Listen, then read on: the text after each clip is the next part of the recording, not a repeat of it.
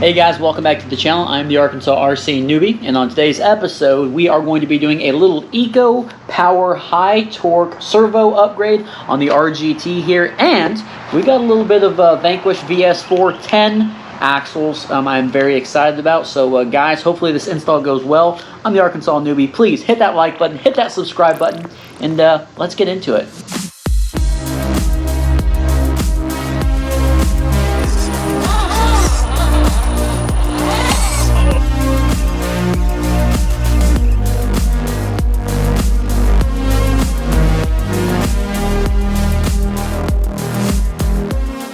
Alright guys, so here's the RGT, the ugly duckling.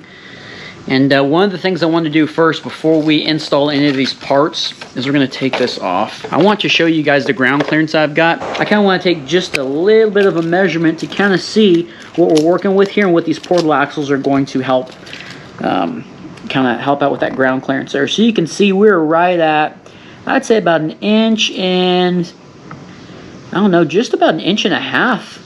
And we're a little bit higher in the rear. We're about an inch and, now we're about an inch and a half right there. So I'm really hoping that these portal axles are going to help. Now I did have to do some fabrication on these. I got some brass ends here, and I had to actually shave those down in order for them to fit flush on these axles. That was kind of a pain in the butt. They do have the pin that goes through the top of the little grub screw, and I had to shave that down as well because these axles are just a different size. The thread is just a little bit different. If you guys have any clue as to what kind of ends I can put on there as far as like my little hubcaps, let me know, because those are completely different size from these. But I did pick these up, got them used off of my boy old Hick Jagger. He gave me a really good deal on these axles.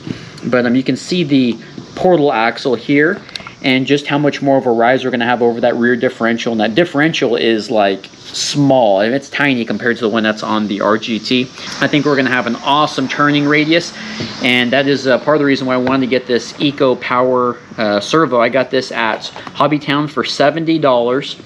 Looks to be pretty legit. The woman that sold it to me said that this is what she runs, and it looks like at 6 volts we got 24.4 kg, and at 7.4 volts we've got 28.8 kg. So hopefully this is just high torque enough to get me through everything I need. I noticed the one on the RGT is kind of going out a little bit.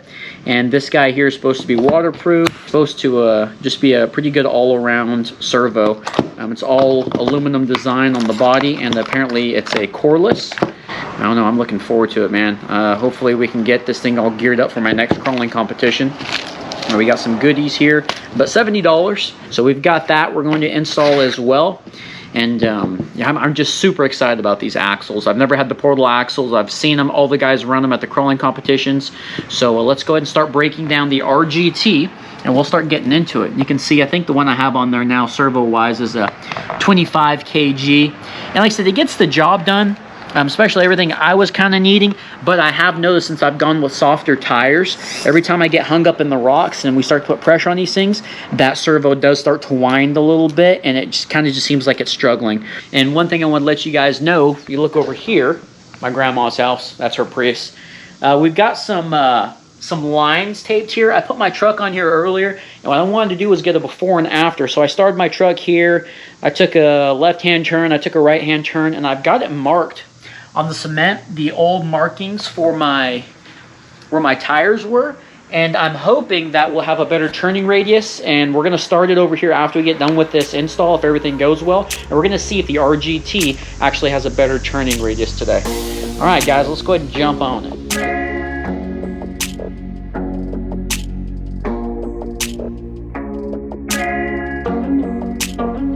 The really neat thing is this is my first really big upgrade to this thing. The only thing I've done to this so far is, yeah, I've gotten a front bumper, I've gotten wheels and tires, which is a big one.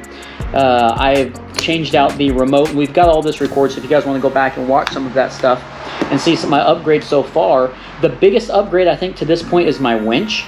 And that is just, you know, a part that basically I stick onto the front of the bumper and it helps me. But as far as the overall drivetrain, I've really done nothing to this. This is all stock still.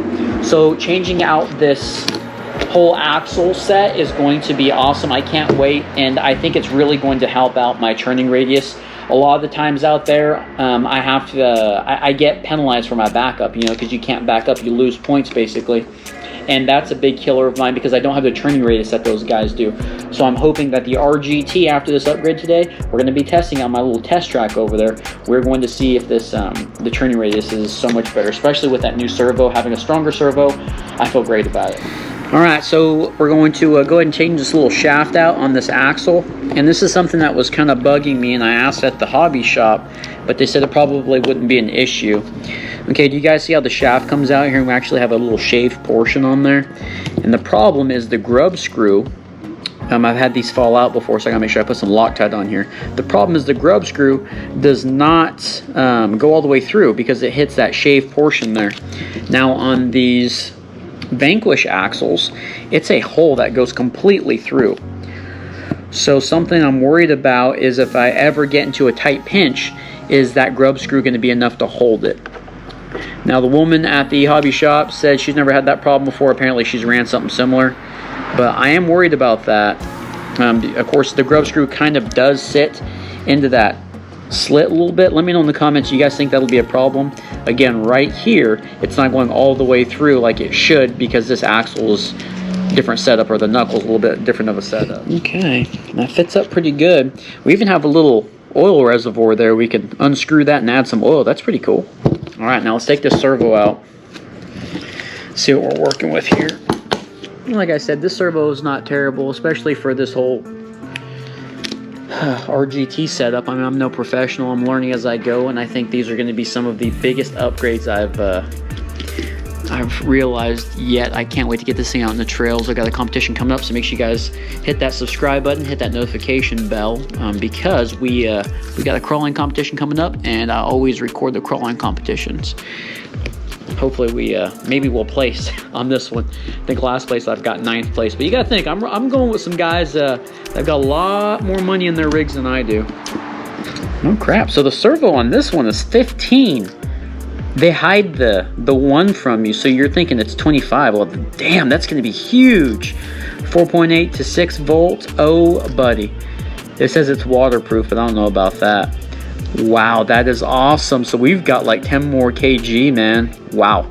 All right, so I'm feeling good about everything. We got all this stuff all kind of rat's nest put back in the box there. We're going to put this servo. I'm just a trip that other one was 15. This whole time I thought that was 25.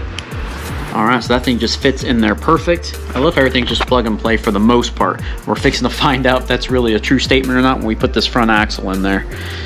Oh buddy, here we go.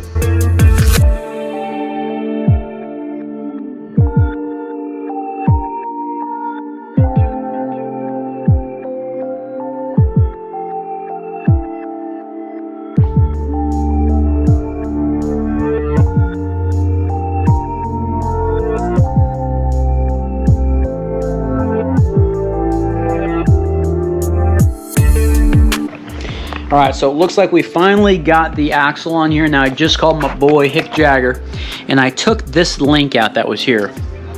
Know where I put it. Here's the link here.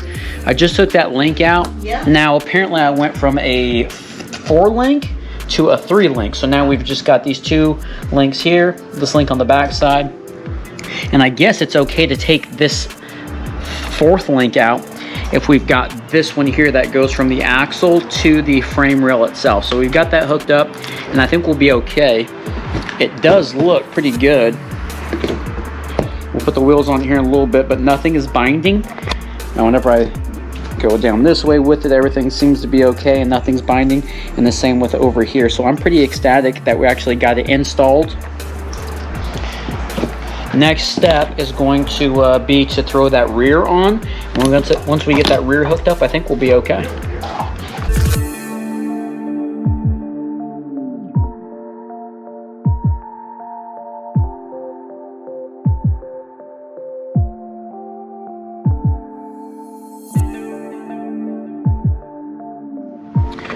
Alright guys, well we got the rear axle on there. That was flawless. We got the front axle on there. Took a little bit more work and some phone calls, but I think we're all set up here. Now the last thing to do is I guess go ahead and put that servo horn on there and hook up my steering. We'll put the wheels on this thing and we're going to try her out. Okay. Now if we go to steer, we're clear of the, that's perfect. Look at that. Not making contact anymore. All right, cool. Now let's get this guy, let's hook him in there. Let's see if we can actually get some steering. Okay, so I'm getting way more of a turning radius this way now. All right, guys. Well, crap, that servo is so fast. That's got me have some pickles there. But let's go ahead and adjust this guy a little bit, and then we will do our test. Wow, what a difference on this. Look at the clearance. Dude, it was like 1.5 inches in the beginning with the old ones. Holy crap, we're at 2.25 inches. We've gained 3/4 of an inch on the rear. And on the front, I kind of like the offset of the hub. The same, right about 2.25. Wow. Dude, look at that. That is crazy on the height difference. I'm still going to have to do my rubber bands to bring this sucker down a little bit. But wow. Oh my gosh. And nothing's colliding. Now I am going to have to mess with the my endpoint adjustments. But I think for the most part, I mean, we've got some turning radius. Let's take it over there. Let's put the body on this thing. And let's see if we can get a little bit better turning radius over there. All right, ready? Yeah. Here's the cut.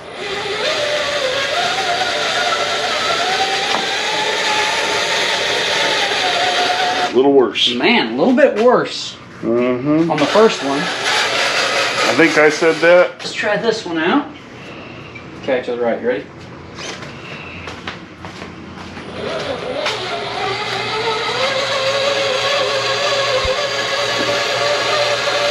That one's a little better.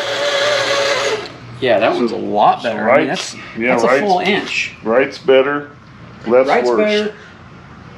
Right's better, left's worse.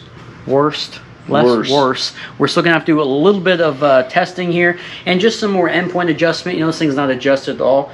But guys, that was another Arkansas RC newbie episode. Hopefully you guys enjoyed it. We went from the 3-link. Went from a 4-link to a 3-link, got a new servo in there. I mean, that servo is just stupid fast. Look at that thing.